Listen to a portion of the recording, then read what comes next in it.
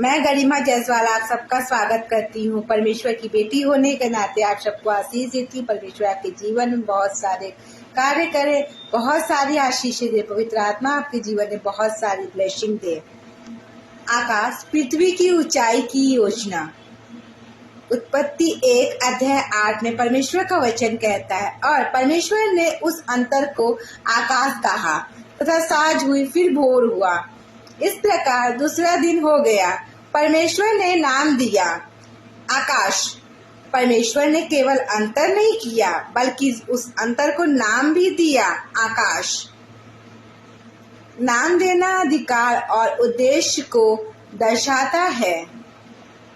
आकाश ऊंचाई, खुलापन और प्रभु की महिमा का प्रतीक है। जब परमेश्वर किसी चीज को नाम देता है, वह उसे पहचान और कार्य देता है।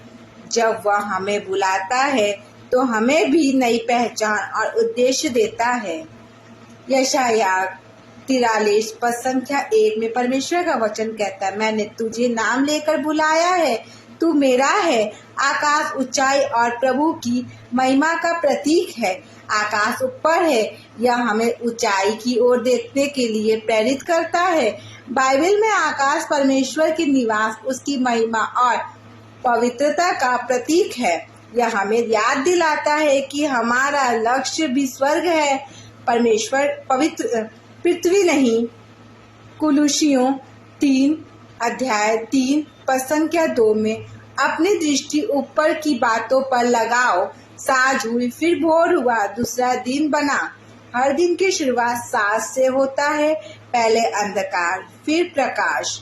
यह जीवन का सत्य है। संघर्ष पहले आता है, फिर सफलता। दूसरा दिन दिखाता है कि परमेश्वर की योजना कश्मकश आगे बढ़ रही है। वह धीरे धीरे संपूर्णता की ओर ले जा रहा है। क्या हम अपने जीवन की साँझ को देखकर थक जाते हैं, या प्रभु की भोर का भरोसा रखते हैं? दूसरा दिन स्थायी और उद्देश्य की ओर कदम। पहला दिन प्रकाश लाया, दूसरा दिन व्यवस्था लाया, और अब आकाश के नीचे जीवन के लिए जगह तैयार हो रही है। परमेश्वर हर दिन कुछ नया बनाता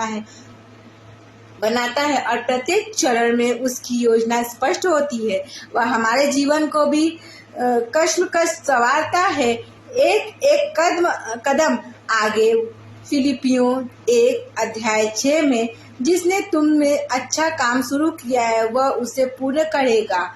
उत्पत्ति 1 अध्याय 8 हम 3 गहरी बातें सीखते हैं। पहला, परमेश्वर पहचान और उद्देश्य देता है। दूसरा, वह ऊंचाई और महिमा की ओर बुलाता है। तीसरा, उसका कार्य कर्म में उद्देश्य पूर्वक और विश्वास योग्य रीति से होता है। आइए इसी के साथ हम प्रार्थना करें।